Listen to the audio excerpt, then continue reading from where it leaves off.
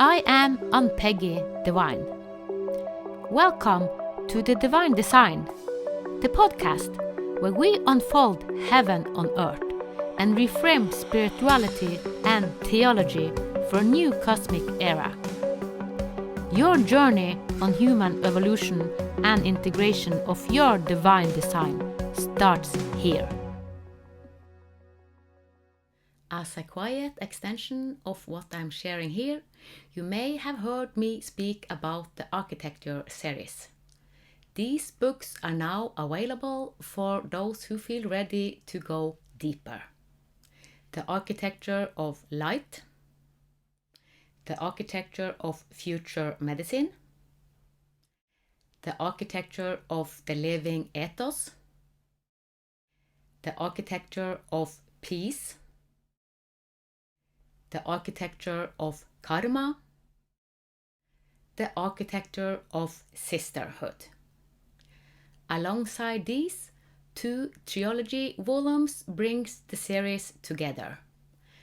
The Architecture of Life, Trilogy 1, and The Architecture of Humanity, Trilogy 2.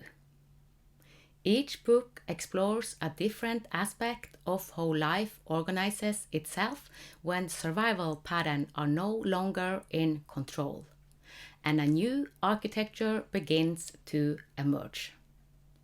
If you feel resonance, you can find them on Lulu and on my websites, divinedesign.it and anpeggydivine.com. Namaste. Welcome, Ole Høyer, to this Divine Design podcast. Thank you for having me.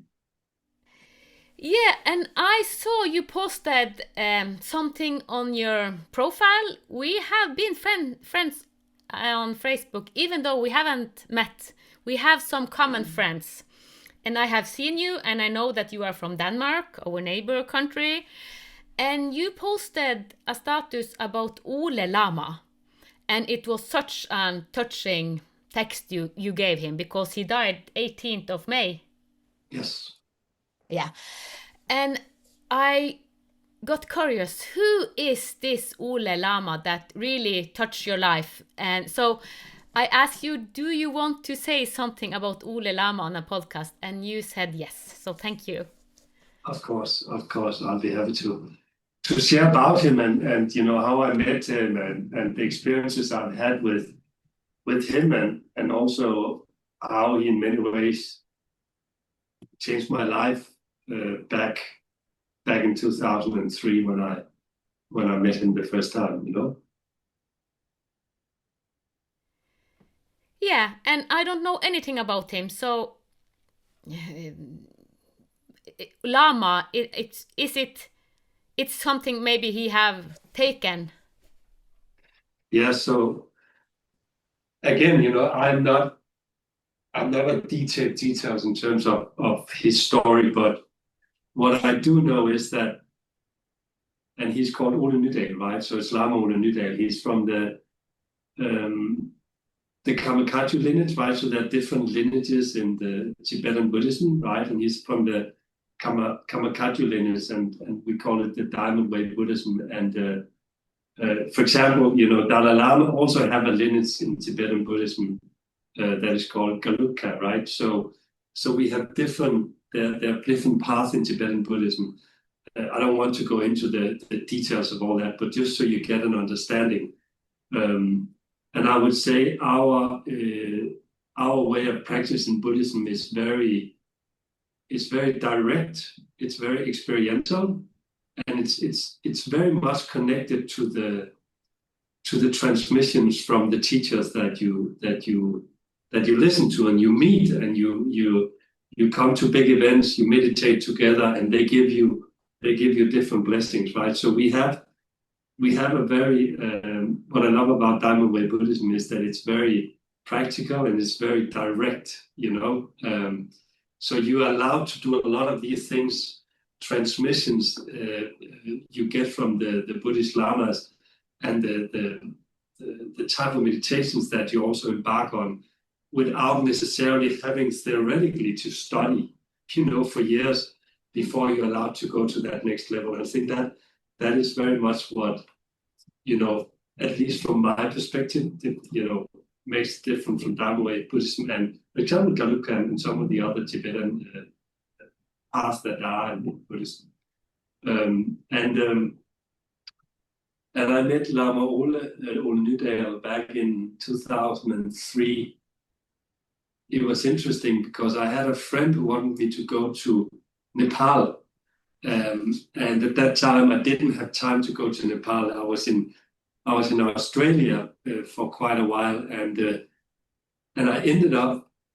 He sent me so my friend Christian. He sent me a link to a guy, and he said, "Oh, but this guy that I'm gonna learn from in Nepal, he's actually on a retreat in Brisbane, Australia."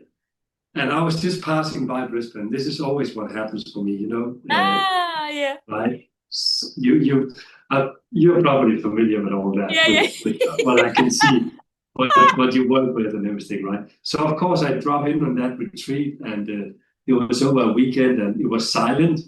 I had no experience whatsoever about Buddhism or meditation, and I remember coming there, and then there was also a guided meditation at the moment of death and so on. It was quite like confronting, and but it also it made me very calm and realize many things as I went through that weekend.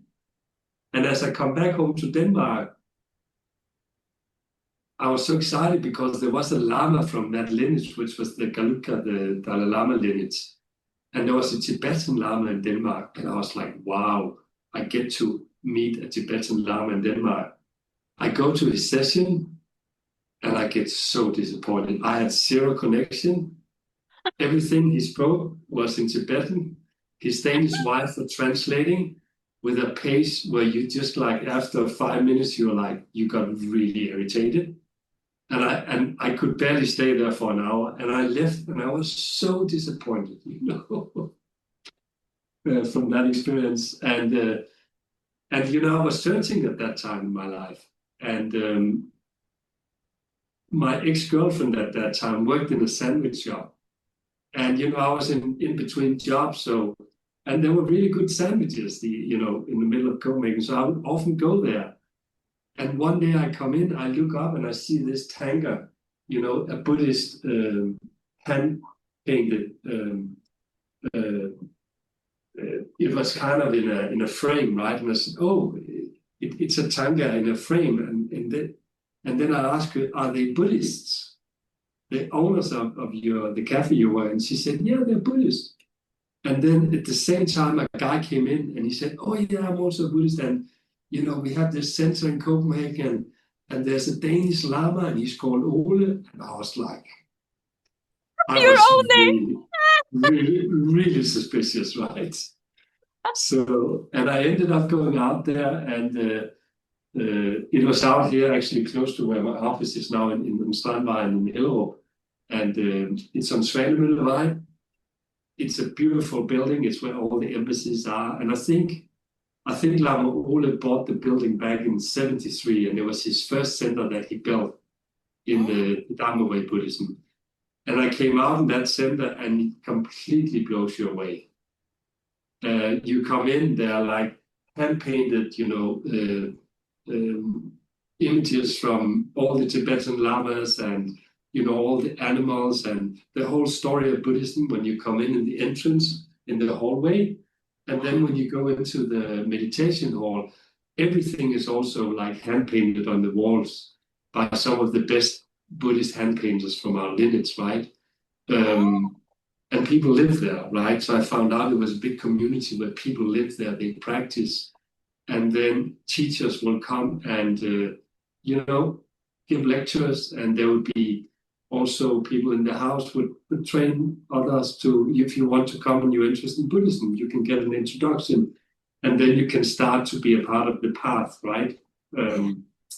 So that's kind of how and then I met him out in the center. And immediately when I met him, I was like, wow, this is a very, very powerful man. And the story is that he went with, Ole was he was a wild man. I mean, like he was a boxer back then. I mean, he would kind of he would go boxing for money, kind of a little bit undercover on the black market, right, and earn his money through that. And he was also into drugs and LSD and all these things back in the days. Wow. And at some point, him and Hannah, his wife, his amazing wife, who was also a Lama and one of the incredible, she was very connected to all the Lamas because her Tibetan was amazing. So she could translate and she could transmit, from all these incredible Buddhist teachers that are part of our lineage. So I think it was in the 70s they went out traveling in the East, and they met the 16th Karmapa. And the 16th Karmapa is, so we say we have, now there's the 17th, right? But they're supposed to be enlightened being, and it has been one after the other. So one reincarnation after the other. I think Dalai Lama is the 14th in his lineage. And I think there was a break at some point. So there's been no break in our lineage, meaning that the transmissions from 17, reincarnated Buddhist Lamas, lineage holders, has been passed on since the first one came, right? And it's those teachings that are so incredibly powerful and that we practice in Diamond Way Buddhism. So Ole meets the 16th Karmapa, and for 3-4 years they travel with him. The 16th Karmapa introduced him to all the big lamas out in Tibet and Nepal and wherever they are, India. And at some point and there's a lot of stories around, also how big of a transition and transformation it was from Ole, right, at that time.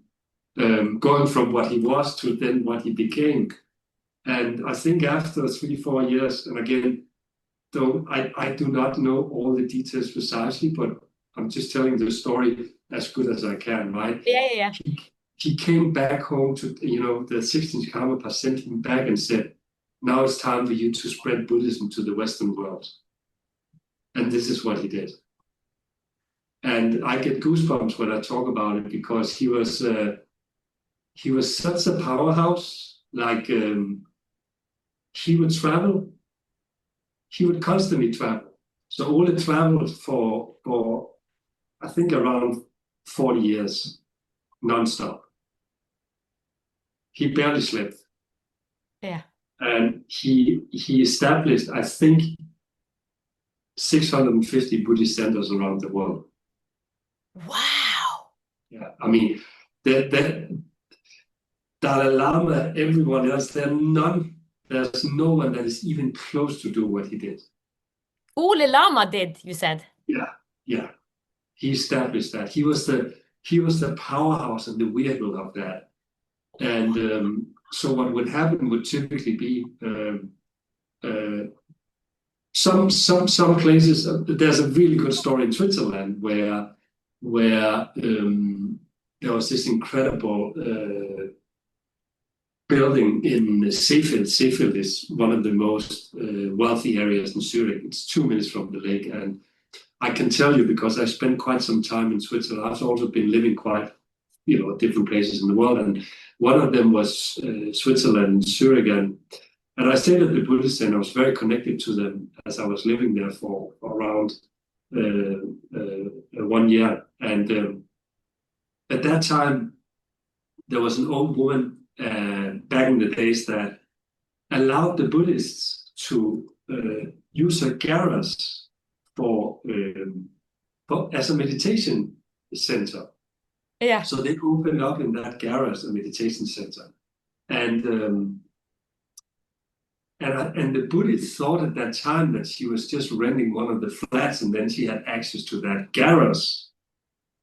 And what happens is, they started, and again, maybe someone will say, "Oh, these are not all the right teachers," but I think you at least get get the story as I was being told.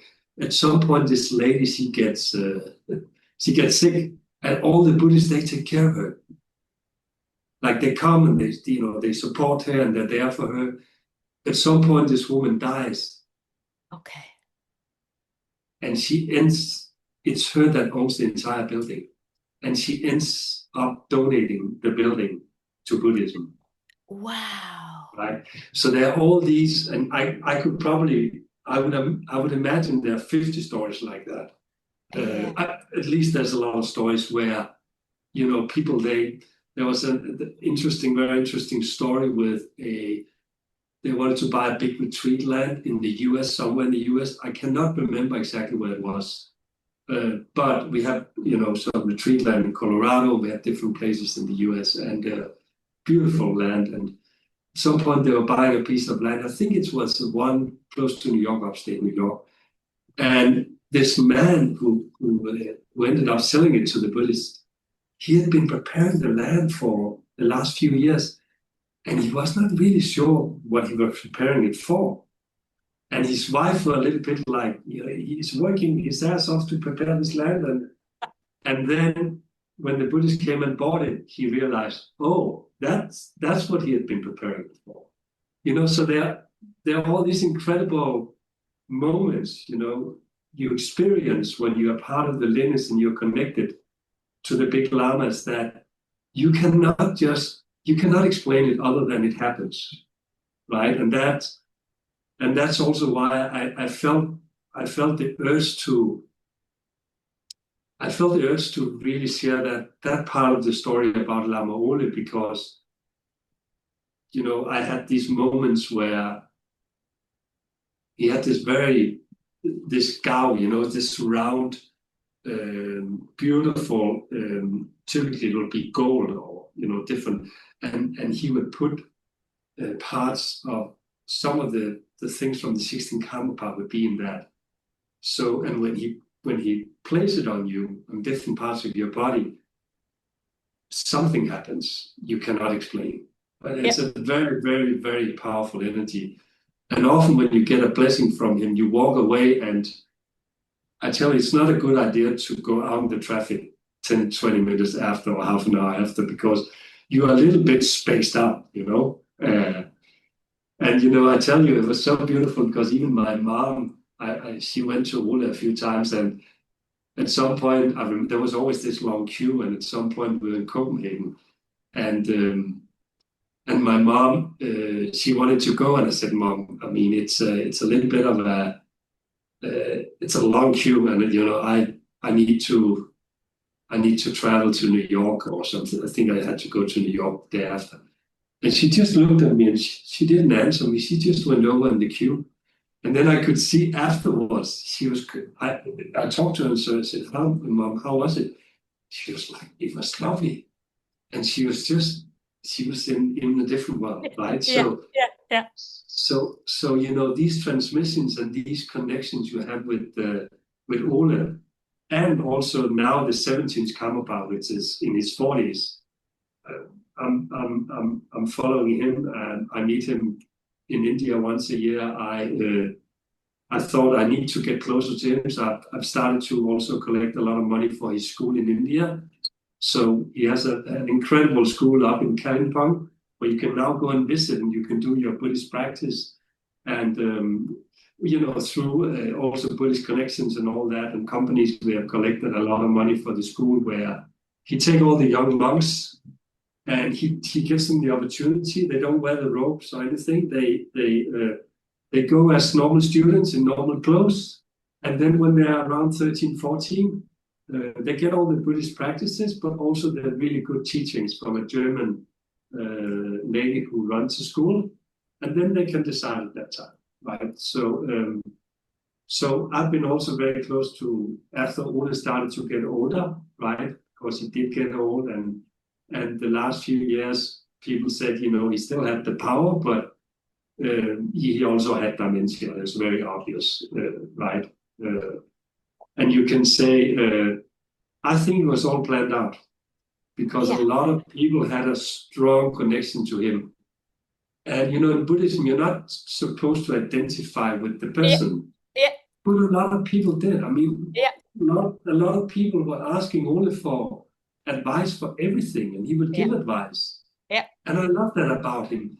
But it also created a little bit of a challenge, I think, for some people.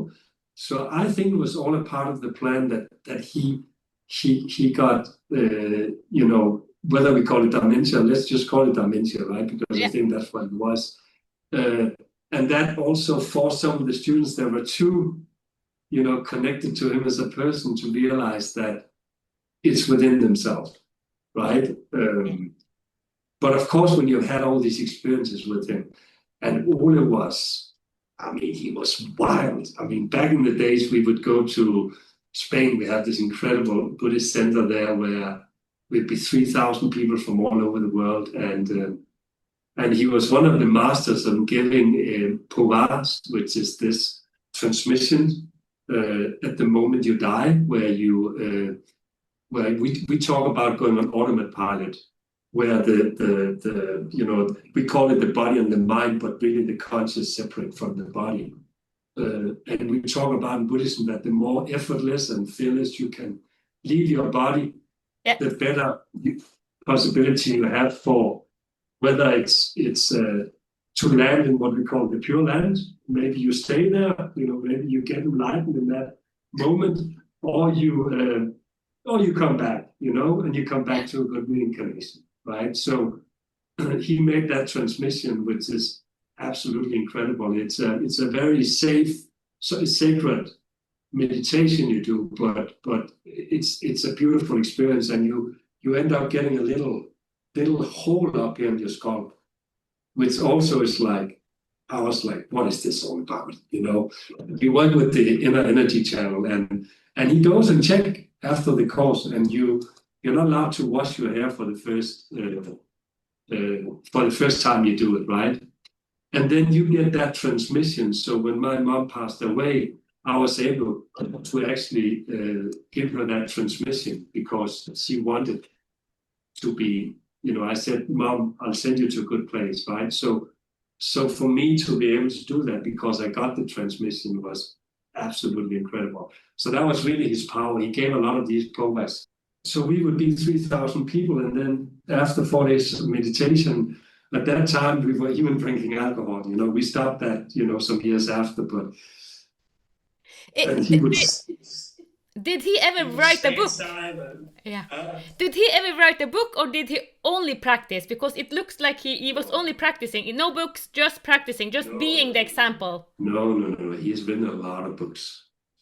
Oh, he has written a lot of books. Yeah, and I can highly recommend you. Riding the Tiger and the Buddha and Love. And he read quite a few books, and it's he was with his wife Hannah. And Hannah was a very, very big part of his journey. And I tell you, I had this very profound experience. Both when I was living in San Francisco, and my ego was also through the roof, even though I was practicing Buddhist. But I remember I called over and asked, I said, I need to have a session with Ole. And said, no, you can't have that. And I said, yeah, but I'm Danish. I said, yeah. You cannot have that, but you can come and serve breakfast for him. And I said yes, but I was really like, oh, I don't want to serve breakfast for the Lama. And I don't know what I was thinking. My ego was through the roof. I ended up going over, and I literally just had to. They had prepared all the breakfast, and we were 6 people, and I just had to take it from the kitchen and into the table. Yeah. And I ended up sitting and talking to Ole and Hannah for 2.5 hours when we just spoke Danish. And, you would never have that access to him in Europe because there were thousands of people all over him all the time, right? Because he was such a powerhouse and you wanted to be close to the Lama. So, that was really beautiful. And at that time I could see that Hannah was not doing well. And she got cancer, and then she ended up retreating back in the Buddhist center in Copenhagen. And the stories people told about how she would go in every morning, despite having cancer, she would do the prostrations where we slide down, and she would do a round of that, which is 108, right? Until the last stage, you know, she was able to do that. And then, you know, the day when she was passing away, I came in. I was actually meeting up with a Buddhist friend that had been cured of cancer, and we were very close, and you know, he had really done well and spent a lot of practice also. So the first 3-4 years he didn't even get chemo, and then finally he got, and they removed it's lymph cancer. It can come back, but it got removed really fast. So we had to celebrate him. I come into the Buddhism in Copenhagen, and at the same moment, Ole comes down the stairs. And I also always had these moments where I would show up at a Buddhist course. Ole, he would come past. He would just show up. Like, it would always be like that. I had all these moments. I would go to the Buddhist center one day. I didn't even know, and then suddenly, oh, he was getting married to another woman after Hannah died. And they said, oh, can you bring the wedding cake out? We need someone to bring. And then I, of course, bring the wedding cake out and, you know, just serve it in front of him. Like, it would always happen like that. And maybe it was because I'm also Ole, I don't know, but I wouldn't say I'm privileged, but, you know, people often treat me well because I was Danish and also called Ole, you know. Yeah, and where did he practice the most? He wasn't in Denmark, because I thought that he was most in Denmark. He was most in... Yeah, so we have a Europe. Yeah, so he got really big in Germany. He is huge in Germany. Oh. And that's where, you know, almost every big German city you will have a Diamond Way Buddhist center and big centers. I think my guess is we own, I don't know, maybe more, but at least 50, if not 100 properties around the world. It's a big thing. I mean, there's a lot of very impactful people that have both donated land and donated money and to make this happen. And I tell you, the beautiful things is, you know, a lot of people that were searching for something, they found an incredible, powerful practice in meditating and being a Buddhist. And when you're around so many Buddhists, we were also very touching. We were hugging. We were very close to each other. It's not that thing you just sit and meditate and you're yourself and someone come like they do in the, what do you call them? The Vipassanas, where they come and, you know, hit you with a stick and all that. We were a little bit the wild Buddhist in a way, but practicing one of the most, the deepest and most profound practices, which is the, you know, we have this ground school we call the Nundro, where you practice 4 different meditations and you have to repeat the mantras 111,111 times. And I want to be honest, I'm not even done with that yet, you know. A lot of people, they dedicate and go all in and do it in 3-4 years. It's a very powerful experience just to go on that path, you know. So that's kind of the ground school, and then there are different levels and different transmission you can get from the lamas as you go to their lectures and to their retreats, right?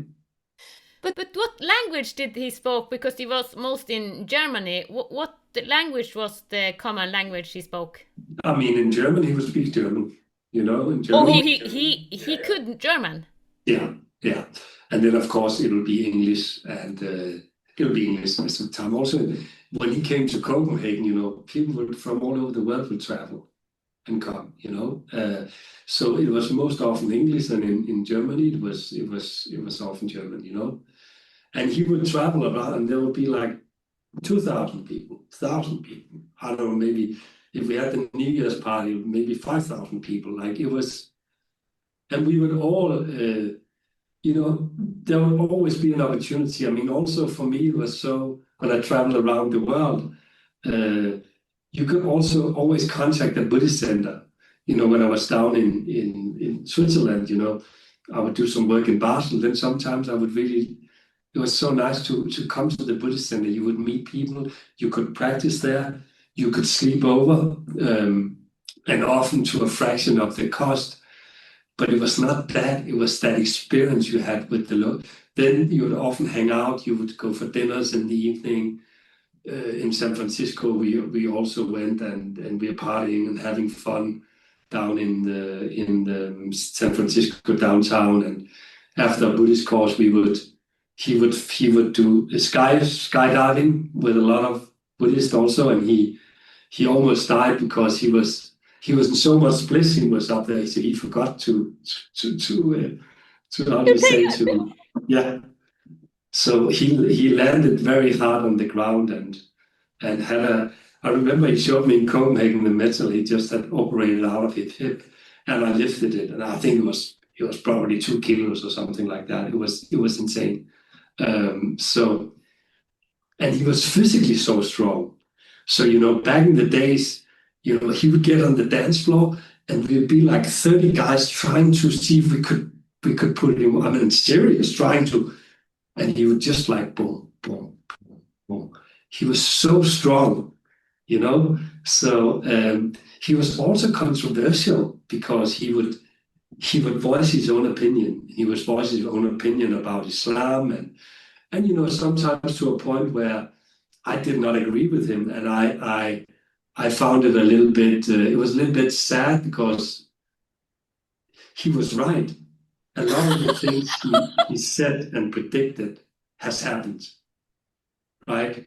I mean, I don't know how it is in Norway, but in Denmark right now, there are parties that are voted into potentially can be a part of the government that wants more Muslims out than into the country, right? So he had a point about what he said. For me, it just didn't land well because for me, it was not Buddhism, it was his own opinion that he brought into the practice. And that was sometimes that made me a little bit like, I would wish he didn't have that need to do that. But he was also a person who wanted to, speak his word and so, but he changed my life, really changed my life, in terms of experiences something deeper. And when I met the 17th Karmapa, I had this insane experiences with him where I remember I was in France and then I was thinking maybe I should ask him a question if he sometimes get angry. Yeah. And what he does when he gets angry. And then I was like, no, I don't want to ask him that. I actually want to ask him, sometimes I meet people and I get triggered by them, and how to deal with that, right? So I raised my hand and he's like, yeah, okay. And I say to him, hey, Karmapa, so I just wanted to know, sometimes I get triggered by people when I meet them, and I can not always figure out what it is, how to deal with that, right, from a Buddhist perspective. So the first things he says is, I sometimes also get angry. And then he answered that question first. And then he answered the second question, which was the question I asked him.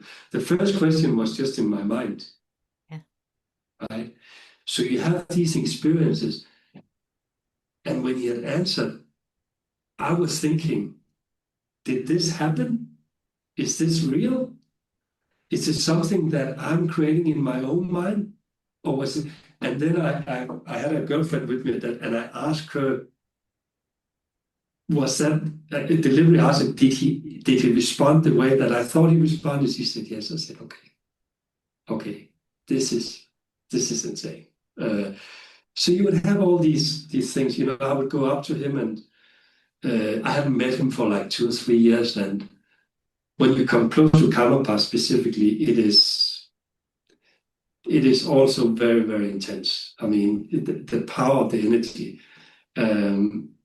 It's almost like he has a level of compassion times 100, and I think he gives you a taste of that when you're close to him, right? So you have that immediate experience, And I remember I wanted, so you should not say something that is too complicated, because then when you come there, suddenly you cannot remember what you wanted to say, right? Because it goes so fast, and so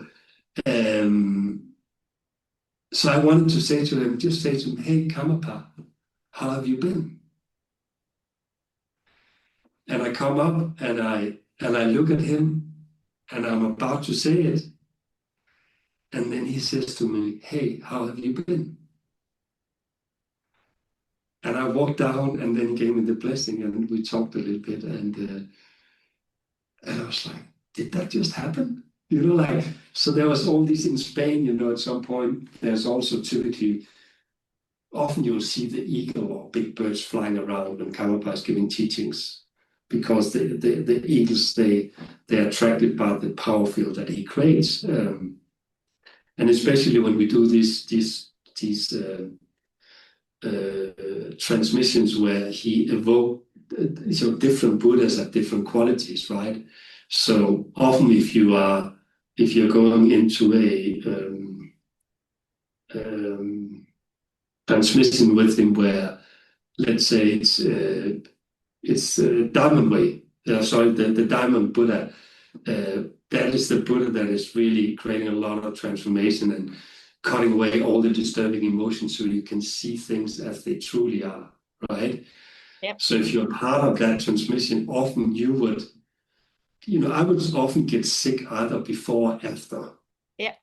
Yeah. Then you would have another transmission which is about the Buddha of love and compassion. And that would just be incredible, blissful, and really open your heart. So depending on what it was, he would always have a deeper impact on you. And he would sit there and do a lot of things in Tibetan with the rice and also just his hand gestures. If you look at them, they're out of this world, right? It's so precise and so beautiful. So I always go to these really, really powerful empowerments, is what we call them, initiations. And then often these things will happen. And at some point in Spain, I come out of the tent and I look up, and people are pointing up. And normally a rainbow goes like this, but here you have a round rainbow around the sun. And you're like, is it something he creates for us, or is it actually real? So and you see also these lamas that dies, that their body can sit in meditation posture for days after they're physically dead. Yeah. They're showing off that there's way more than we know. So it's it's been a fascinating journey with Ole, and I've gotten so many friends in Buddhism that last time I was in Spain with Kamapa, I think it was 2 years ago in Spain, where I came back and I started to meet a lot of these people I hadn't seen for years. It was just so nice to reconnect, and here where we are, and we connect on Facebook, and and now I don't know how many people. I was really close to go down to the Europe Center, and the challenges right now, I'm working on some really a lot of interesting things with my business and down in the Middle East and so on. So I could not.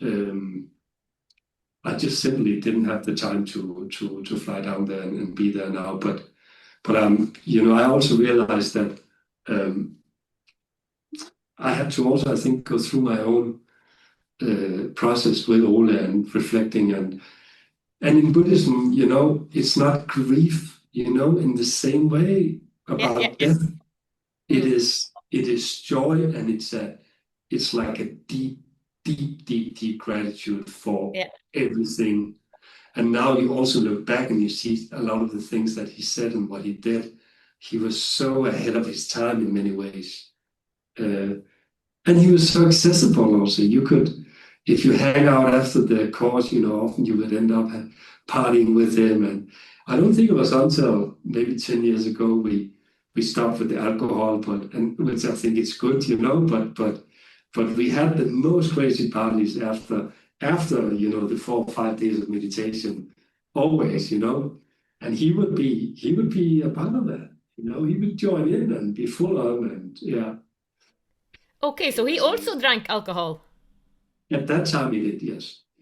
Okay, but is it only male lama? Are there any female lama? Oh yeah, there's also female lamas, also in the lineage, I think, and but there's also a lot of the Rinpoches, they are males. I mean, that is typically how they also for some reason reincarnate, right? There's also a fascinating process with that, how they go and find them. They found and again, I don't know all the details, but one of our one in the lineage, he's a French boy, So I think that the Lamas came and knocked on the parents' doors at some point in France, and I don't think they were expecting that. They were told that their son was a reincarnation of a Rinpoche, and he have a big group of followers now, So it's quite fascinating, and I mean, there's so many things that the 16th Karmapa, there was a doctor that at the Chicago hospital where he ended up, leaving his body, that said that for 3 days his heart was warm. And you cannot explain that from a Western medicine perspective, but of course they do these things. I think he wrote the day he would leave his body a year before. And I don't know who found that later or what it was, but so it's just fascinating to be, and often when you get the blessings from these people, magical things are happening. I mean, I wanted to just, I run a charity, and I wanted to get closer to Karmapa, and I also wanted to give and support, and one year I was in India. I spoke to the German lady and I said, why don't we hang up this gigantic poster where people can support the school? It's Karmapa school. And we did that. And from that, we got really big donations. We also got some of the big companies involved because the Buddhists are working there. And then they saw an opportunity to also create projects that could then benefit the school, right? And before there was, I don't know, $75,000, maybe $100,000 in total landing at school, which is good for the school and the project, And I was just holding space for that, and especially people in the US, where I also have set up my charity, or the charity I started, could get tax deductions. Plus, typically, if you work in a US corporation, they will top up, right? So if you pay in $5,000, the company would pay $5,000. You will send $10,000 to the school, and it will only cost you $5,000, and then the deduction in tax you will get. So maybe it'll cost you $3,000 to send $10,000, right? So in that way, we got quite some good donations. And of course, this goes effortlessly because it's connected to Karmapa, and he has given his blessings. So you often also see that when you do good things, they come back, and so it's quite a journey. I'm not practicing so much at the moment, but I really want to get back to my daily morning meditation Buddhist practice, because it's still one of the most powerful. We have the Diamond Mind Buddhist meditation is absolutely incredible, because it's a meditation where you first you land in yourself, and then you there's a build-up phase where you kind of make yourself ready to go into there's this 100-syllable mantra that you then repeat and repeat and repeat, and you can do that for 1 round or 2 rounds. 2 rounds maybe take 45 minutes. There's 108 on a mala, and then at the end of the meditation, you imagine, actually, this is, again, it's a while ago I've done it, I have to say, so But what you do is you imagine the Buddha on top of your head, and it puts the feet just on top of your head. And when you say the 100-syllable mantra, the Buddha on top of your head is kind of spinning around and creating this white nectar that fills up the Buddha entirely. And then at the end, the nectar goes into your head, and it goes in and it cleans your entire body. And it also goes under the earth, and it touches all the people, especially the people that needs to be touched, and some of the people you have resistance against, and you can also imagine it touches your family and the people around you. And then at the end, it closes up and it fills you up with that clean white nectar. And then at the very end, the Buddha melts down and become part of you. So you become a part of the Buddha. And I tell you, that meditation is very, very special. So I want to get back and start that tomorrow morning. That's my commitment to you. Yeah, I'll start tomorrow morning. Listening to you, my heart is so open, and that's when my heart open like this, it's like this, what you're talking about is very high energy, and you have spoken about so many things, and I have experienced so many similarity to what you have spoken about.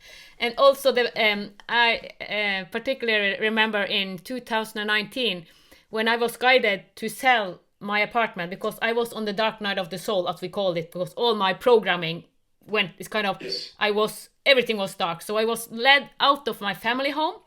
I lived in an apartment, and I loved this apartment. It was beautiful view and everything. And then one day, you must sell this apartment. And it's like, I love it here. But I did it. So I put it out for sale, and I said, where am I supposed to go? And for 2 months, I didn't know. And people said, well, because I sold the apartment and I had still no place to go. Because you told the story, it's like you said a man prepared for something, but he didn't know. So I prepared for something and I had no idea. It's like, well, I have done, what is it? And then I was a little bit more than 2 months afterward, I was guided to Lingen. Here, I have rented a house since 2019. And here is the same energy. I call it the same energy as Sedona. I don't know if you have been in Sedona. But Sedona, yes, it is a spiritual place. I have never been, but when I tune into the people that have been in Sedona, and I tune into this is similar. So we have kind of a Sedona here and it's a couple of hours from Tromsø, where I actually live. But being here, it is like being in heaven. So I was guided here in 2019. So it's like, if you trust, but for this 2.5 months, it's like, where are you planning to move? And I said, well, I have so many choices, because I didn't know what to add. I couldn't say that, well, I'm just trusting something will happen. But it is very interesting to be on this journey. Yeah, no, for sure. Yeah, I agree. And it's so beautiful when we have these moments in life where we don't know, but we just have to trust. Yeah. And things will unfold, exactly the way they're supposed to do. Yeah. Right. And it reminds me, I was in 2020, what is the end of 2022? I was also guided to go down and sit for 2 weeks and wait for the eagles to fly around, and I went, and I always like to go to Sikkim because it's on the other side, but you have still the view to the Himalayas, and everyone goes to Nepal, right? But in Sikkim, you would walk up and you'll be by yourself, basically, and Guru Rinpoche, they said that he was the reincarnation of the Buddha. He was, I think it was 715 to 779, or maybe even less. Maybe he was 50, 60 only. But he came to Sikkim, and he pointed out 4 very high energy places, and so I would go to I think I went to 3 of them, and especially one of them, I would just go up like this for 4 hours, 5 hours, and you would just hire a shepherd, like a local guide, who not necessarily was a Buddhist, but knew how to get to the cave. And then, I came up and they said that they found a leopard there, and a lot of the big lamas has been meditating and doing their practice there. And you come in and you have to kind of almost on the ground to get all the way in, and just maybe 50, 75 meters in. And the guide, he turns a candle and you just sit there with a Buddhist statue of Guru Rinpoche. And it's also difficult to explain, but you can really feel the power there, right? Yeah, I know. There are these incredible power places around the world, including what you're describing, right?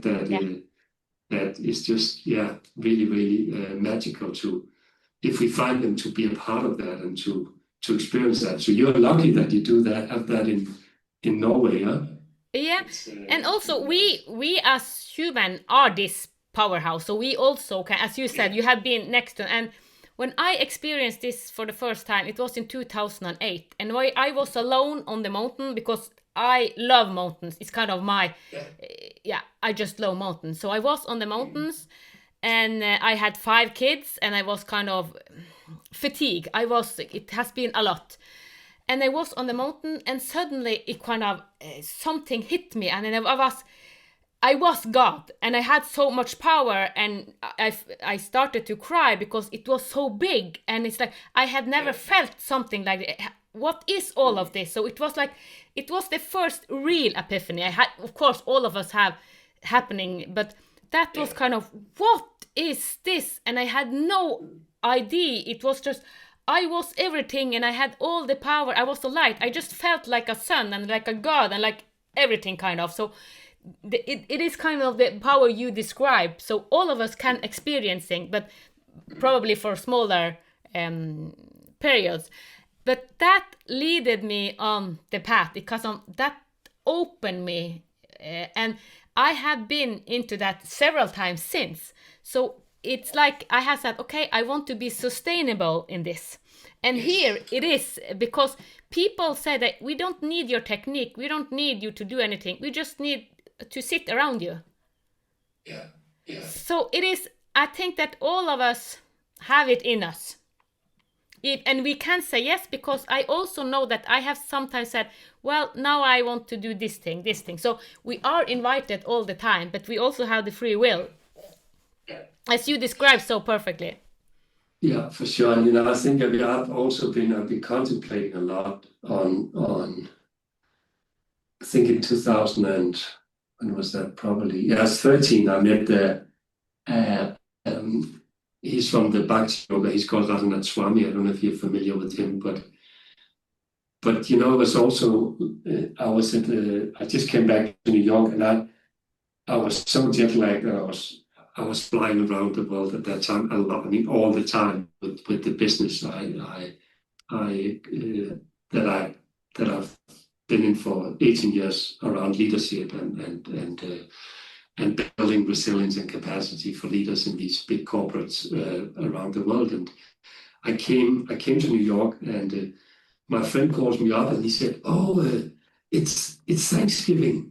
I was like, I didn't even know what Thanksgiving was. It's so embarrassing, And he's like, "Do you want to come down today? I'm just down the road from you." I was living in Soho at that time, and he's like, "Yeah, I'm just down 200 meters from you, and there's going to be a lot of people." And I was like, "I don't need a lot of people.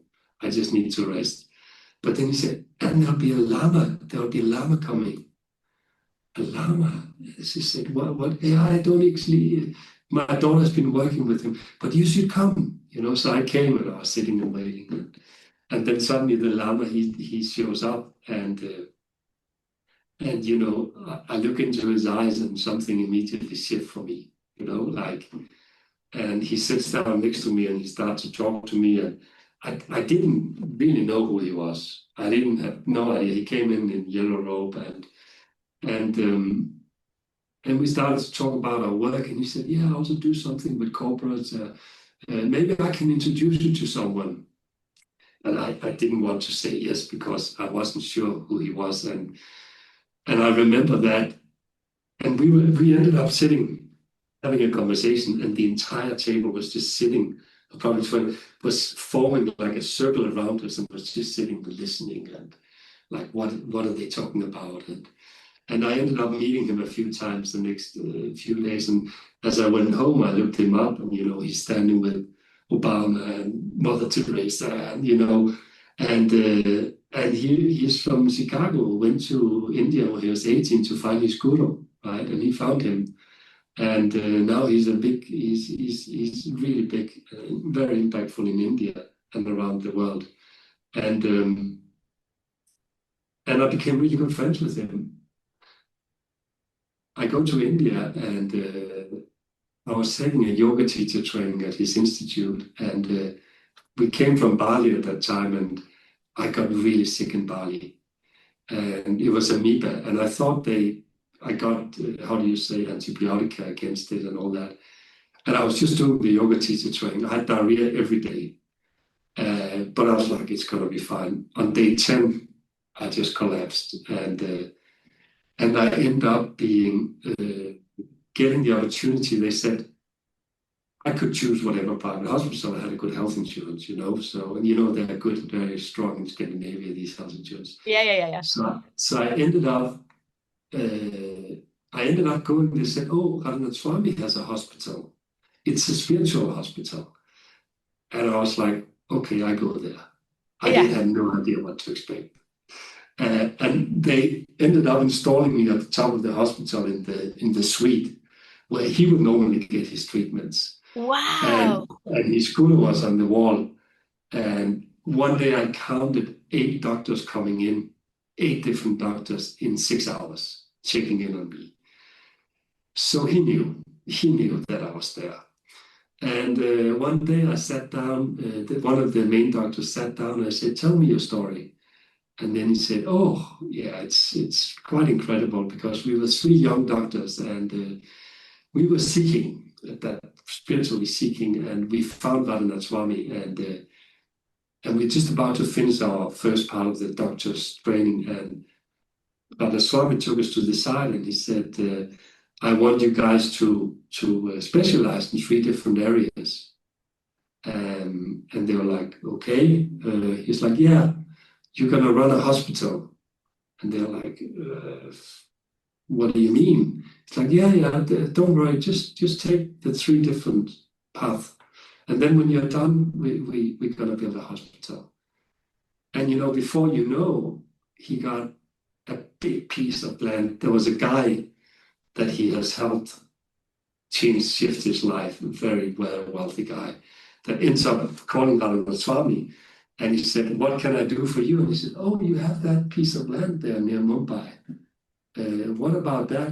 And the guy's like, "Okay, I'll give you the land." And then before they know, they are building a hospital, right? I love these stories. Yeah, right. So, and what I want to say about that is, I'm always amazed about the power they have to attract. And to people just like, here you go, here you go, here you go, and it's all, good forces they do. So this hospital, all the doctors would go out in the weekends and help people that were, had what do you call it, grå stær, right, with the eyes, do eye operation. They would do all sorts of things.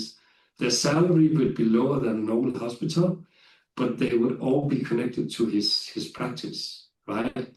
And if I was on the top, and my health insurance maybe paid $100 a day for everything, which was still a very good price, and I would make sure that at least 10 homeless people could get access to the hospital because I paid so much more than. So they have subsidized, it's like different prices from different categories. And it will go back to the whole sustainability model.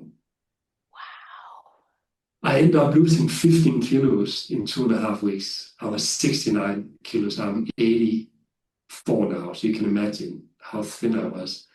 And I come back to the ashram, and Radhanath Swami is there, and he meets me, and he said, "Okay, so I see you lost some weight," and he started to laugh.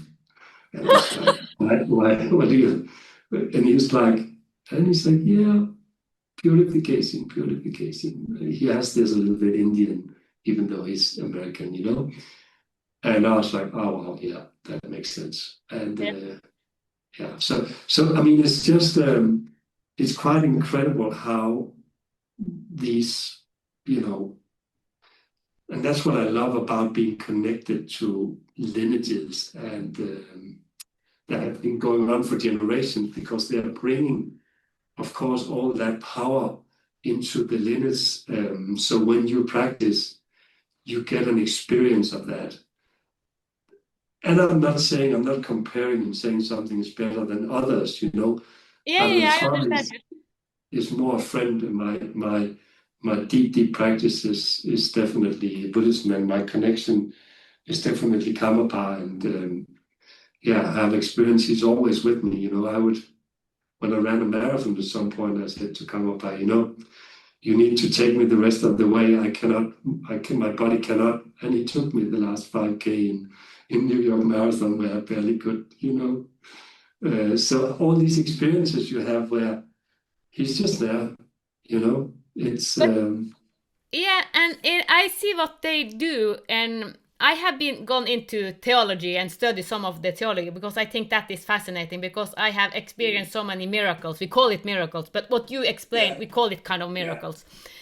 But I hear that they also operate beyond time, because they know the future. As I have also told a lot of people, why do you tell this? Because when you are in this place also, it is so easy. I say, well, just do that, because it is kind of, but we have a choice.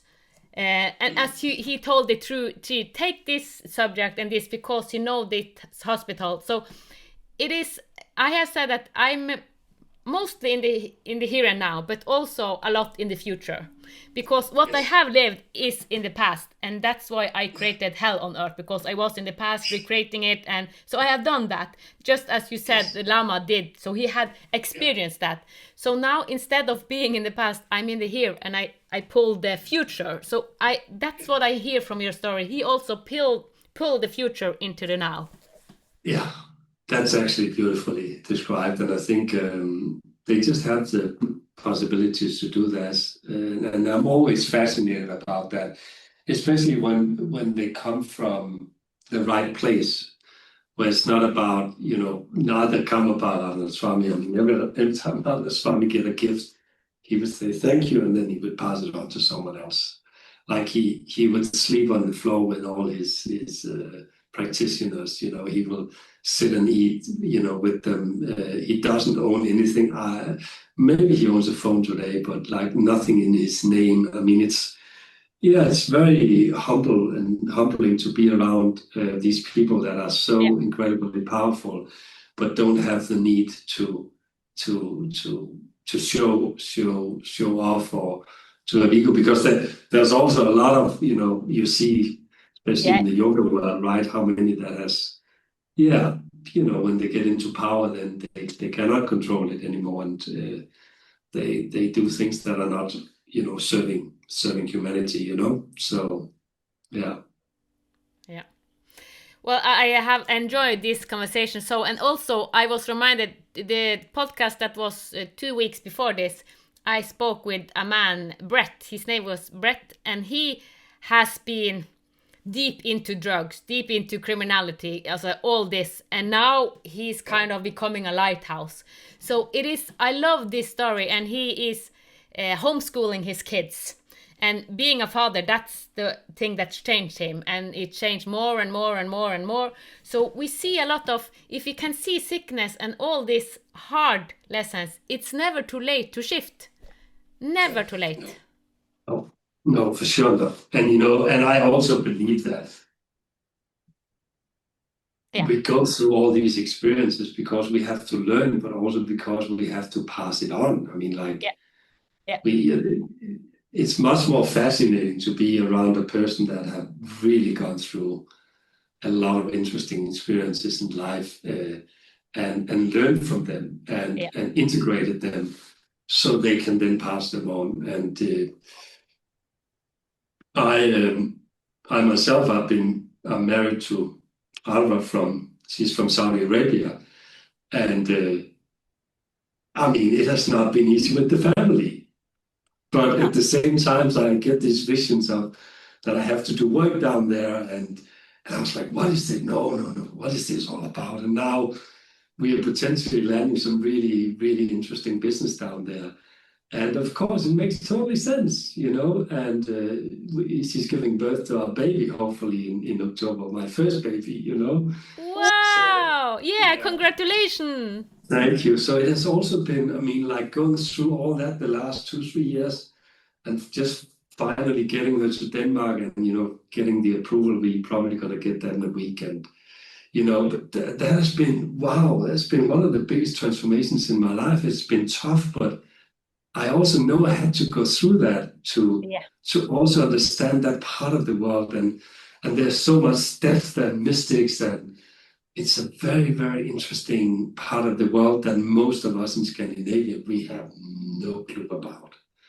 We just see women being in burqa, women being suppressed. And, you know, the reality is women down there, they're very powerful, you know, including Ara's mom, you know. So it's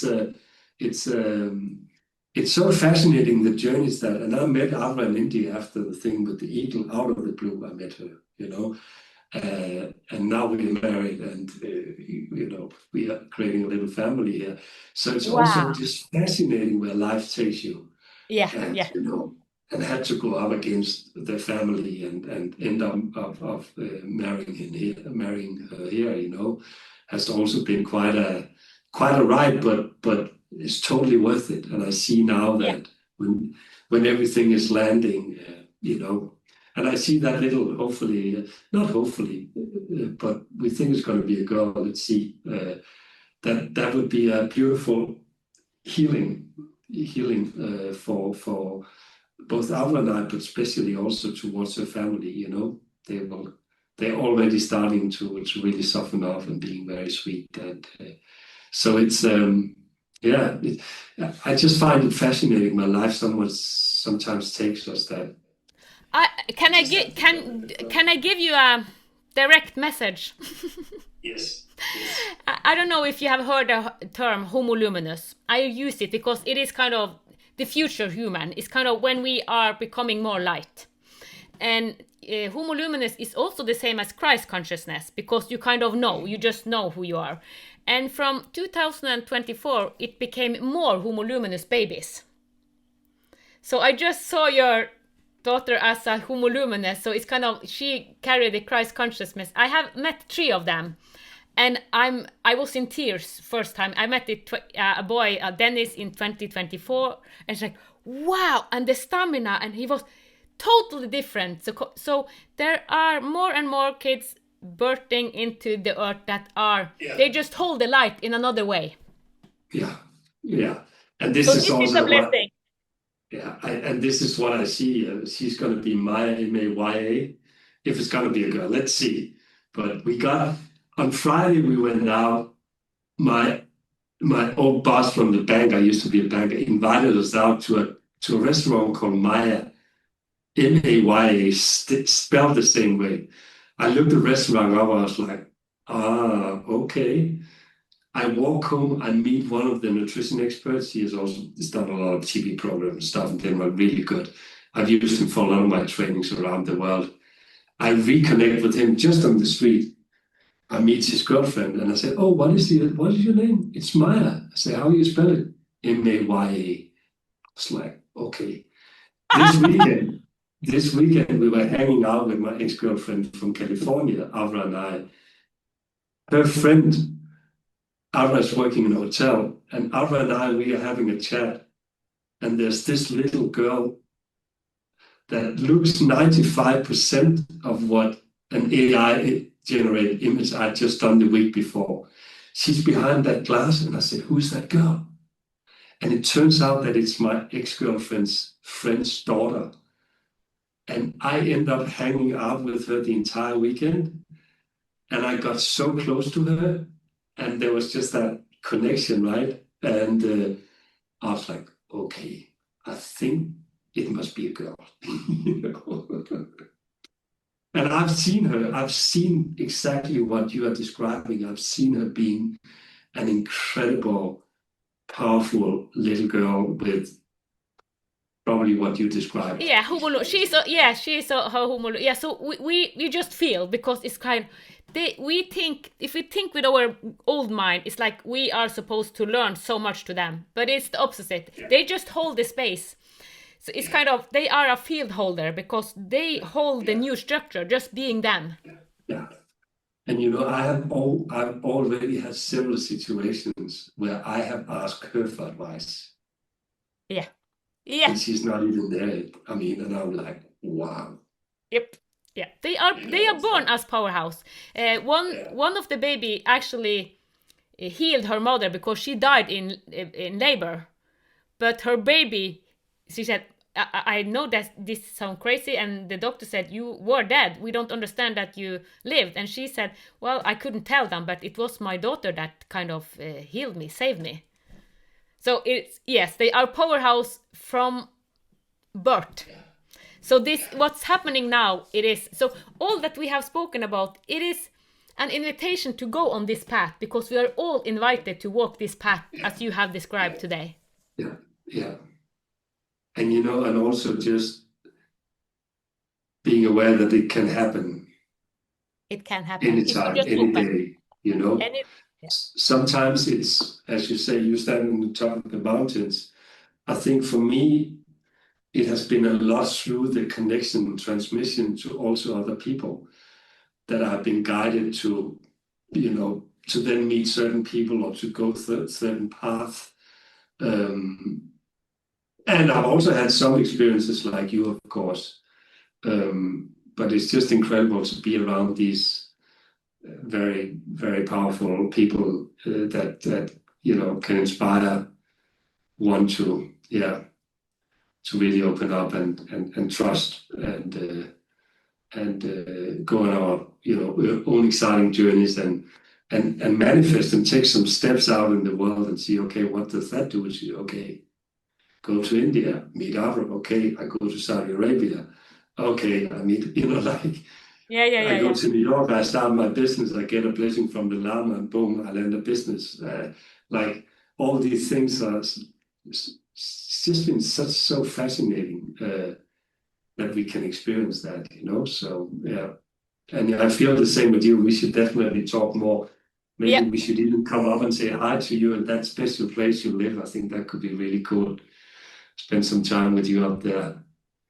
Yeah. But we will say, and I will say, thank you so much, Ole, for everything that you have shared on this podcast. It has been, wow, I love this conversation. I hope the listeners love it as much I have. Thank you so much. That was really, really, really joyful. Thank you for listening to the Divine Design podcast with Ann-Peggy Divine. Join us next Sunday for another heaven on earth unfolding conversation. With grace, reverence and unity, may the path of your divine design light the way. From the divine in us to the divine in you.